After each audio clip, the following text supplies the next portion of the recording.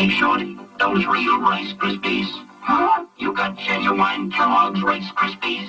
Always. Give you $1 for them. I'd rather have the Rice Krispies. Make it a whole lot of dollars. Buy yourself a motorbike. Wow! Uncle Wayne, look at all the money I got for some Rice Krispies. $100.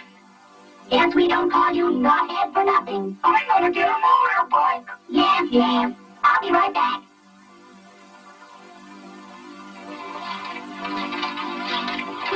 It looked mighty good, but no snap, no crackle, no pop.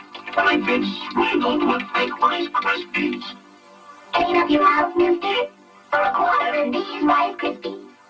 It's a deal. Here you are, knothead. Start saving up your motorbike. Wow! It's gonna be a rice day.